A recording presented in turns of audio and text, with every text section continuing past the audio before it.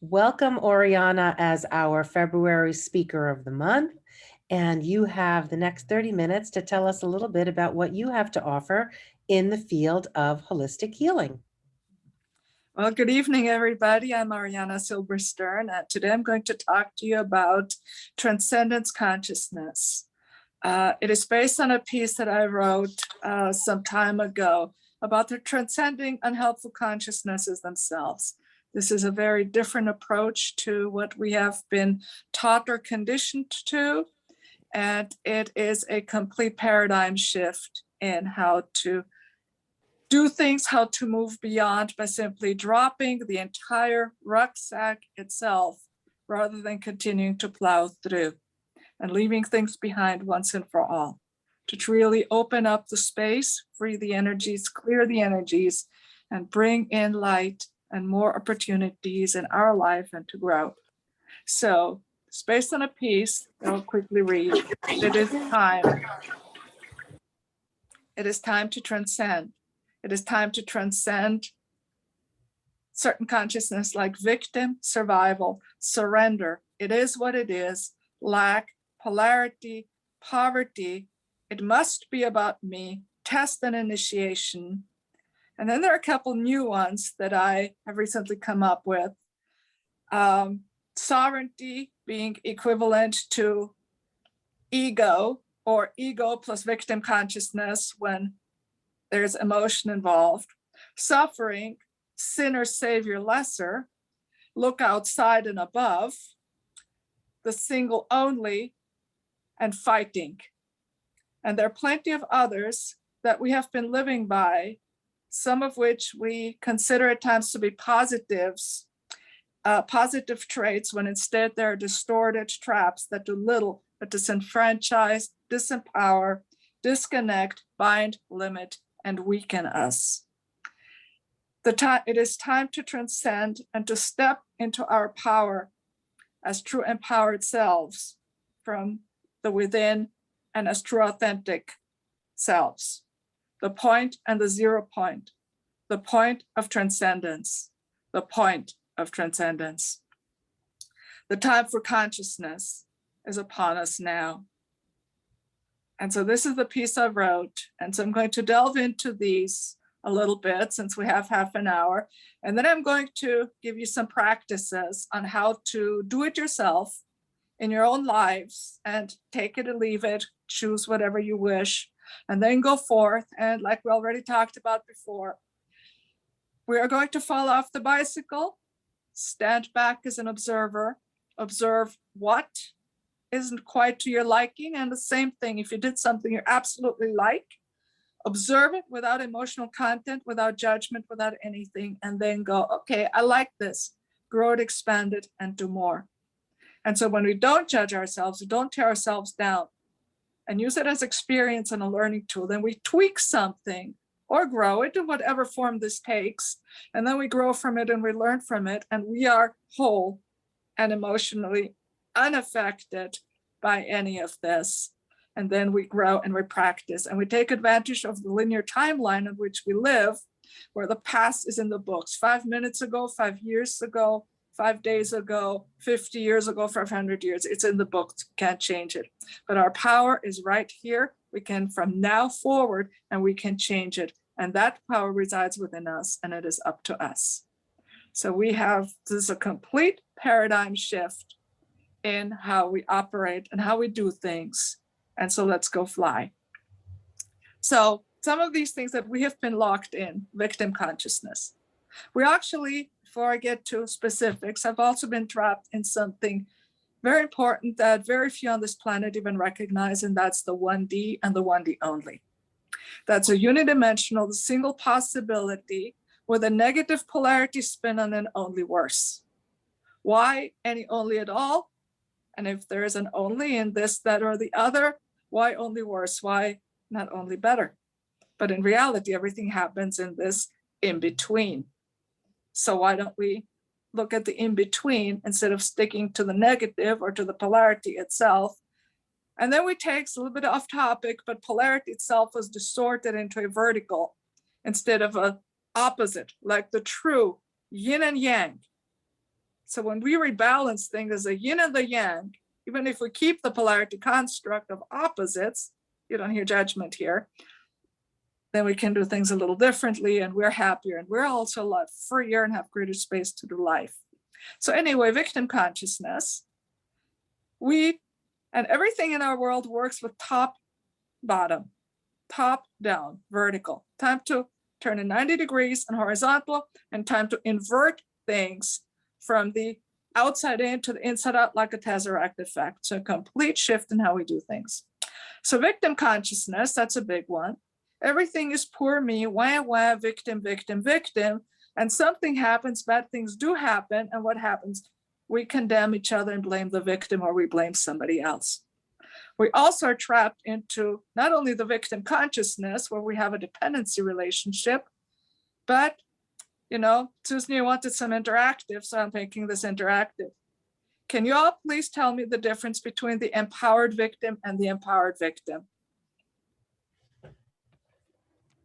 Between the empowered victim and what? And the empowered victim.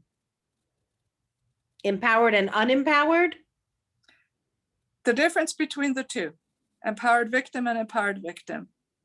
Anyone? If anybody wants to answer, feel free to unmute yourselves. Okay, the difference, so since we have half an hour, I'll keep it very short and sweet. The empowered victim, which is what we know about and we live in every day, and the empowered former victim is somebody who has been victimized, processes all the emotions, feels whatever they feel, and actually at times, depending on the what, is left with something for a lifetime perhaps. But then goes that extra step. Doesn't wallow in wah, wah, wah, poor me, or not even 1-800 wah, but actually takes action. And I'll raise the example of the gymnasts. Ali Raisman used her platform after she was raped and abused, she and 200 others, perhaps more, by the chief medical officer of USA Gymnastics. For years it went on, people knew, nobody said a thing. She uses her platform to speak up to get that guy thrown in jail.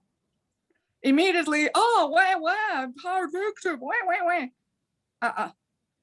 Very quickly, she used her voice. Simone Biles spoke up, and then a trickle, and then more and more and more and more, eventually 200.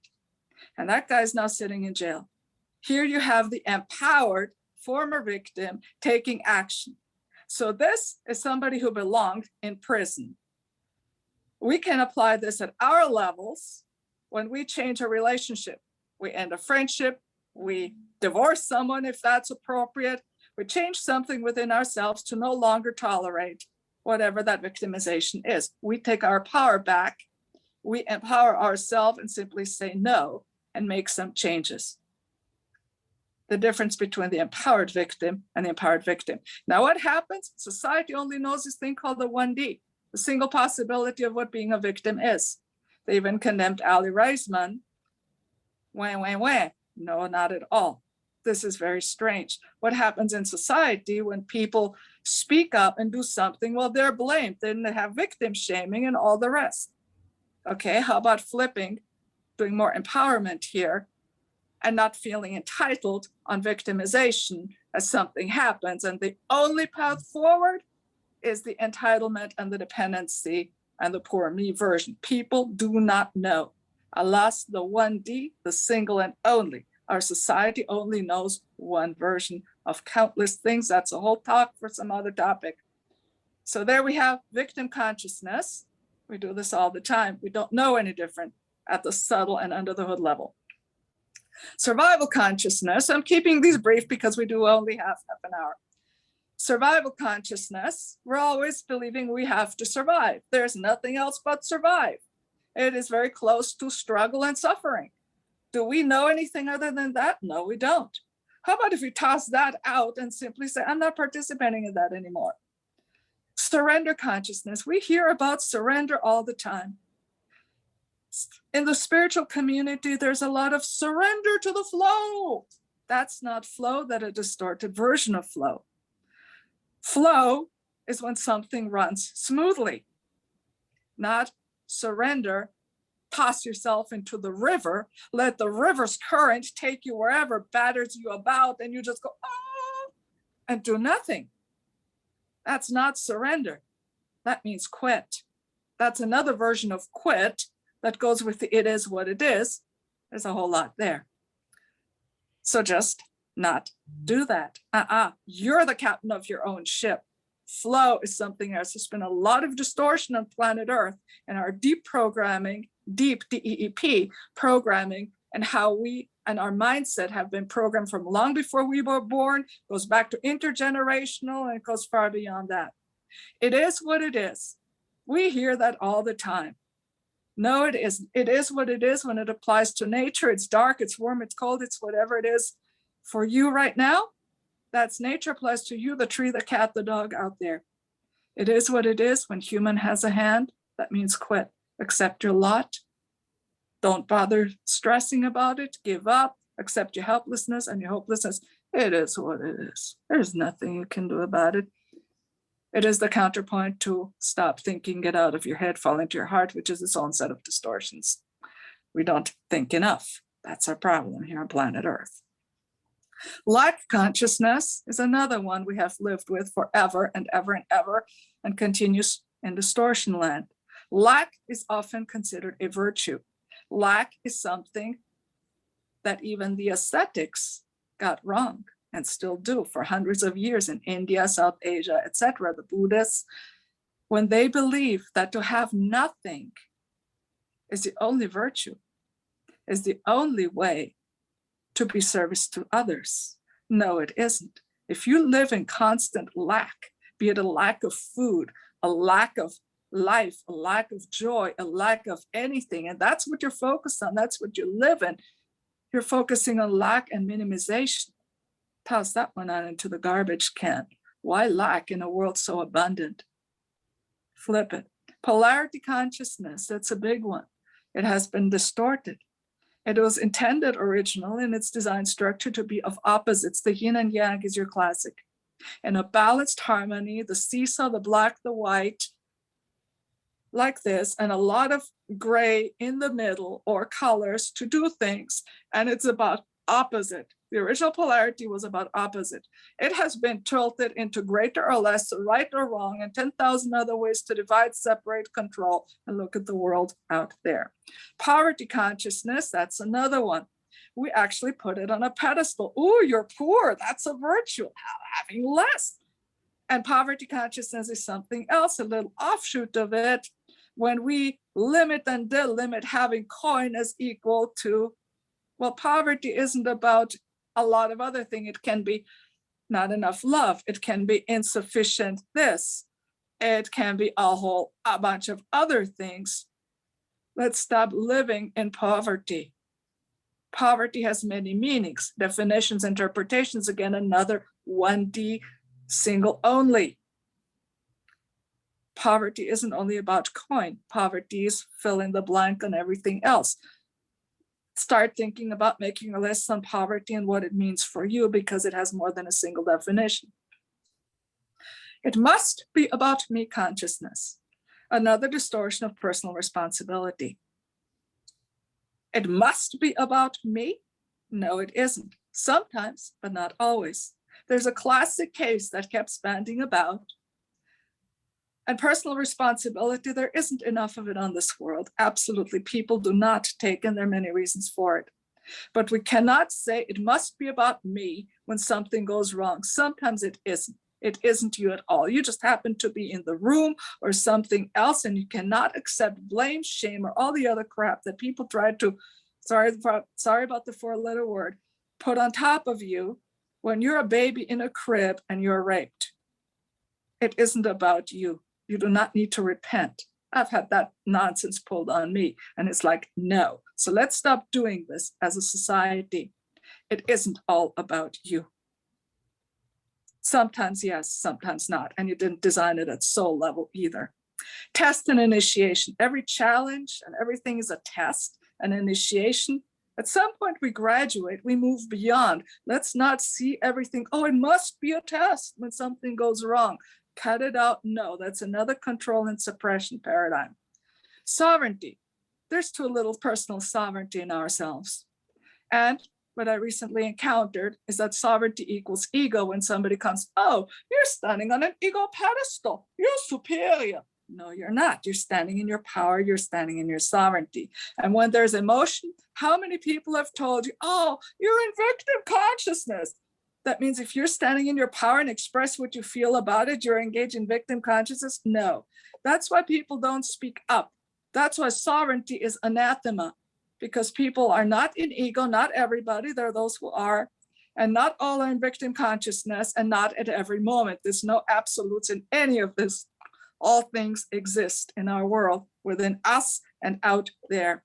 Sovereignty, we don't have enough of. Personal sovereignty when we go, I am. So this goes with the tools. Suffering. We live in a world where everything is about suffering. Why? Let's stop suffering. Let's just not play in that anymore. So I wrote the piece, and it's on my blog, on suffering the other day. We live in a senior savior and lesser consciousness mindset. Why do we keep doing that? Why are we lesser to somebody else when every human eats peas and goes to the bathroom like every other? Why are we allowing this to happen? Time to say no more, toss it out. Looking outside and above, talked a bit about that. Everything is on a vertical. Why? We have been conditioned from thousands of years ago to look outside and above for legitimization, validation, also dependency structure, while they de-emphasized anything that is from the within outward, and to find legitimacy there. Weakness versus strength and power from within. Invert this and operate this way. The single and the only worse, it's almost like Borg, single possibility definition, narrow definitions of words, all sorts of things. That's its own talk, actually. And fighting consciousness. We have been conditioned that anytime we want something, we must fight for it. And we do a lot of this, but where do we ever hear what our outcome is, what our end state is? We hardly hear that. So now I'll flip it to the what can we do about it and how to transcend on fighting and a lot of other things. Simply bring in something else to occupy the space, and you shrink the operating space of any undesired, no matter what that is in your personal life or any other, like your phone battery. One app open, 100% of the phone battery time. You have 2 or 3 apps open, it adds up to 100, but you still, they all have to share. And then you get this other thing called choice and free will, where you can play in whatever app or whatever field of life you wish, and everybody gets to pick and choose in which one they want. So that is a much better way of operating, where we truly embody free will and free choice, and not the distorted versions of things, where there is an actual difference between pure choice and pure free will. And pure choice and pure free will is uninfluenced. It's not bargained. It's not traded off. People don't get the difference between first, second, third order, fifth order, etc., and the zero pointed, the source of free will, free choice, whatever that is for you. So what else do we have in how to toss out these consciousness discernments? Is this right in my heart, in my gut, and in my mind? Is this right for me or right for me now? It is yours. It is only yours. It is subject to change tomorrow, the next week. You ask that, you start in your power. There is more than a single only or an only path on everything, from definition to path forward, and none is greater or lesser or more legitimate or less legitimate than any other or any other ones or any other person. So no, choose no longer to participate, and leave the boxes that society has built for us to the cats. They have good use for boxes. We do out of the box what it is for me, inside outward, and every single 7.8 billion humans can do that for themselves, and in their own, once they recognize we have it within us. It exists, like Gary says, it's ragu. It is within us. Yes, seek what you wish, always a positive path. There is no real right or wrong. There isn't. Your life, no one else's. And practice to perfect.